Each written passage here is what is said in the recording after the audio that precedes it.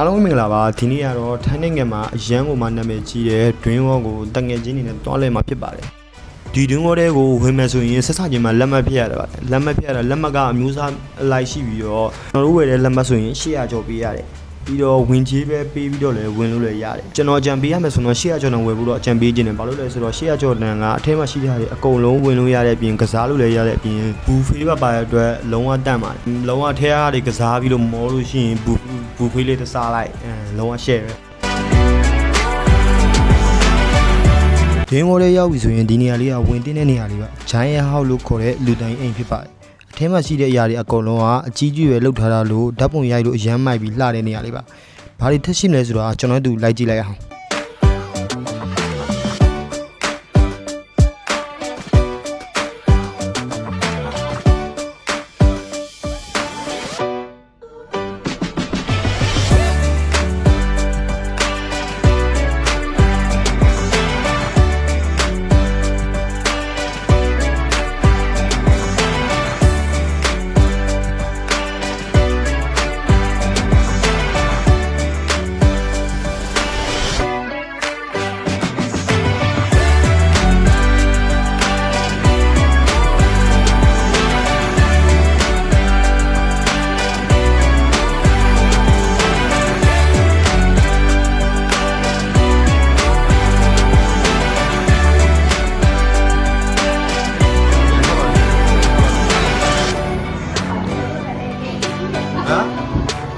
စီးတင်တဲ့ရိုးကိုစားလေးပါဒါလေးကတော့ရေဆိုတော့ကြက်တဲ့လူတွေစီးတင်တဲ့မိကြောင်းလေးပါရေစုံခံရင်တော့အရှိမ30နဲ့မိုးကရောင်းပါတယ်အခုစီးနေတာအဲ့တော့မိုးပြန်ရထားလေးပါဒွင်းဝရောက်ဆိုရင်ဒီမိုးပြန်ရထားလေးလည်းစီးတင်တင်ပါတယ်ဘာလို့ဆိုတော့အပေါ်ကနေအကုန်လုံးမြင်ရလို့ပါ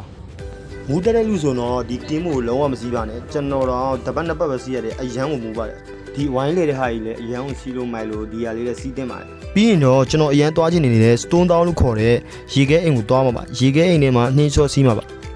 ဒီနှင်းအိမ်ထဲမှာဘာတွေရှိလဲဘယ်လိုမျိုးတွေလုပ်လို့ရလဲဆိုတော့သိချင်ကျွန်တော်တို့လိုက်ခဲ့ကြပါ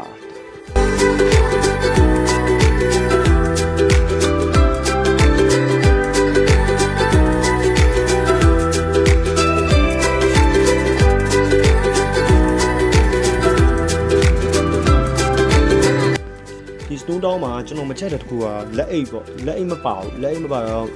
အရန်အေးတယ်ဗျာအထဲမှာအရန်အေးတော့လက်အိတ်လေးပေးမယ်ဆိုရင်လုံးဝဗီဒီယိုရိုက်လို့လည်းအဆင်ပြေမယ်လက်အိတ်လေးကျလက်လေးမကိုက်တော့ဘူးမကျင်တော့ဘူးအခုကအထဲမှာလုံးဝလက်လေးအောင်အပြင်မထုတ်လာနိုင်ဘူးဗျာအရန်ကိုကျင်လို့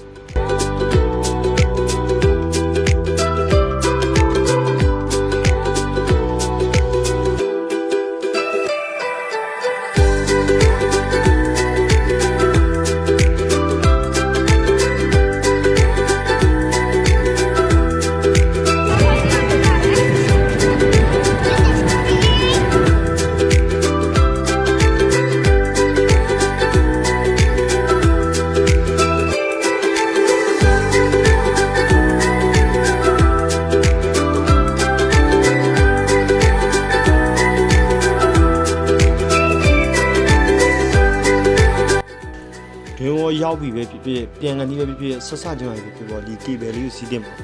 ပြန်ကန်ကြီးဆိုလည်းလုံးဝကြည့်လို့ရတယ်ရရောက်ချင်းဆိုလည်းအပေါ်ကနေရှုပ်กินနေအကုန်လုံးမြင်ရတယ်အားလုံးပဲကျွန်တော်ဗီဒီယိုလေးကိုကြိုက်နေတတ်တယ်ဆိုရင် like and follow လေးလုပ်ခဲ့ပေးကြပါအောင်